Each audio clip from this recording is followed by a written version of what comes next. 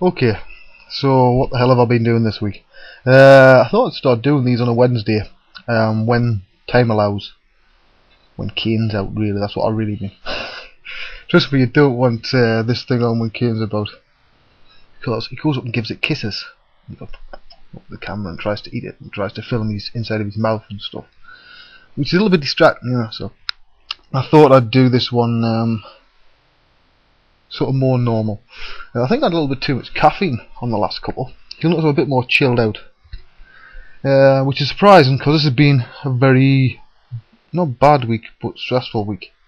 I've got a lot of work on. Got to pull a lot of long hours. Now I'm used to long hours, as a lot of people who know me in the industry know. I did about 2 years when I was first starting, of 14 to 16 hours, sometimes 18 hours a day, every day except Christmas Day and my birthday. Always got to have your birthday off. You must have your birthday off. It's the law. Which is a long time, but the difference is when you're doing those sort of hours, it's because you want to. Because I was wanting to learn to do all this digital sculpting lark and learn ZBrush, etc. and learn a lot of other things about 3D in depth, the whole shebang, and see how it all fit together. So I put a lot of hours in it. I'm a clinical insomniac. Now, I've had a pretty good night's sleep last night, which is rare for me. Normally I don't get any more than about 3-4 hours. I can get by in about 2 or less. Then I'll wake up. I can do that for about 3-4 days. Then the body decides it's had enough and wants to shut down. And when it shuts down, it really, well, boy, I'm no good for anything. Can't even string sentences together. Now I know some people would say that that is the case now, but of course I'm not going to comment on that entirely. You notice cigarette ever present, another Richmond Super Kings menthol. Just finished a rather long typing session. I've got some stuff I've got to write at the moment. The time of doing this, was it the 6th or the 7th of November? I could probably have a look on the laptop and have a look, but I can't be bothered. You know what day it is anyway, even if I don't. But where the hell was I going with that sentence? Nope, completely gone. Yeah, that's right, I've got the November issue of 3D Creative magazine is due out. It's got a speed sculpting article, speed sculpting in ZBrush and how I do it and all that sort of thing, and how I approach it and increase speed. That's due out then. I've got a lot of articles for those guys to do. They're great to work with, by the way.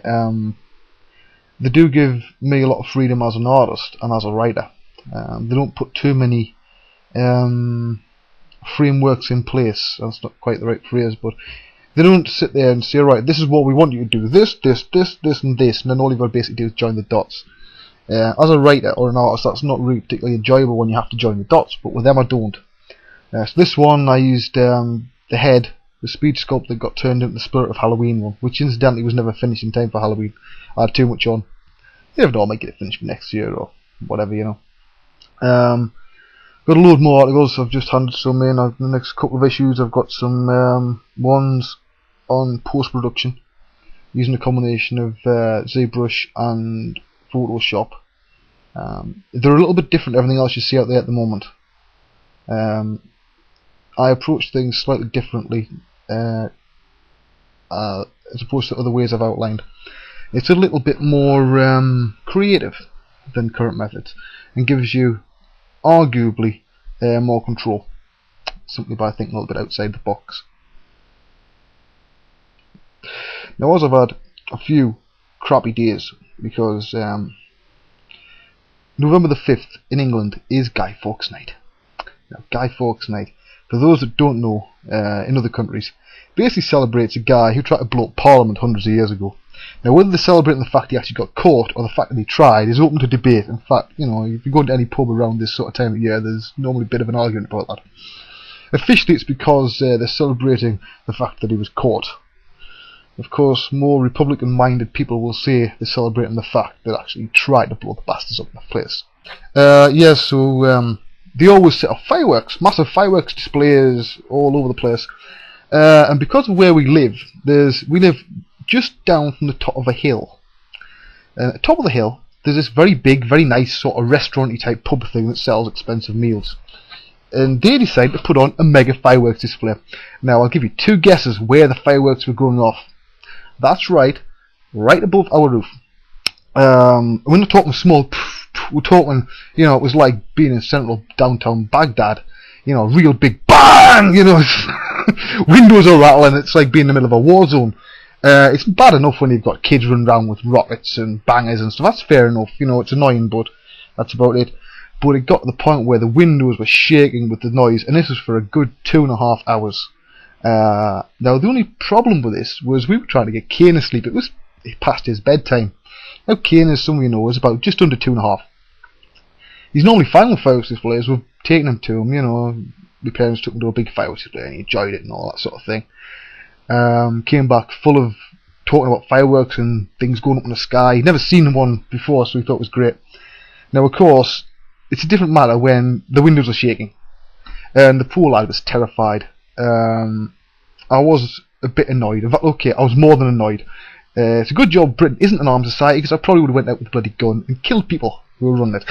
Because the kid he really was terrified. I don't like any parent seeing our child sort of upset or anything like that. But yeah, they're nice and all that, but I just wish they wouldn't let it off right above this house. They only had to point it in the other direction, and there's about 4 miles or more of fields. Let's move this mouse before that screensaver goes again. So they didn't have to do it over here. Right? They could have got exactly the same visual effect by pointing it a little bit that way out of the road, and the noise wouldn't have been quite so bad. So that sort of so he spent the next sort of day or so after that being a bit of a handful, because it sort of knocked his confidence a bit, which isn't very good when you've got a lot of work to do. Yeah, that was interesting. I was supposed to get about 5 hours work done one day, and I managed about 25 minutes, so I was a bit behind. So I've had to do a bit of catching up, and I've got some more catching up to do later tonight when I should be chilling out, and a bit more catching up tomorrow night when I should also be chilling out. So it's going to be a bit of a difficult time for me. When I have a shitty time and when things are going wrong, and I've had a lot of legal stuff to sign with contracts and stuff. I hate doing contracts.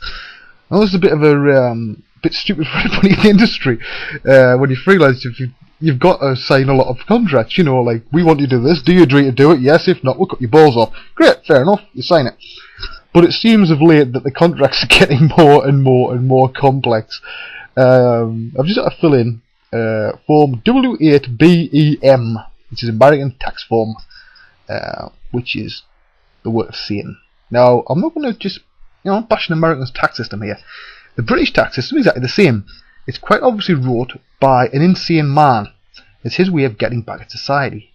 They do send you a little bit crazy, and you start thinking a little bit differently afterwards. Well, not really, but it's how it makes you feel. You feel like banging your head up against a brick wall repeatedly after filling those bloody things in. Of course, on the good side, the fact that I've actually had to fill a lot of them in means that I'm doing well, which is great. I just wish it was somebody else filling the bloody things in for me, it's fair enough. So yeah, I had all those things to do. Let's move this bloody mouse again, because it annoys me when it does that. So I've had a lot of stress on me plate. No, I'm not whinging, it's part of the business, part of the industry. These things come in a block, and when they do come in a block, boy, do they come in a block. It's, long hours and stuff. Other times you're sitting there twiddling your thumbs, and you've got plenty of time to fiddle around with your own personal projects and stuff. But as artists, we've got to watch, because stress is not productive. It's counterproductive to what we do.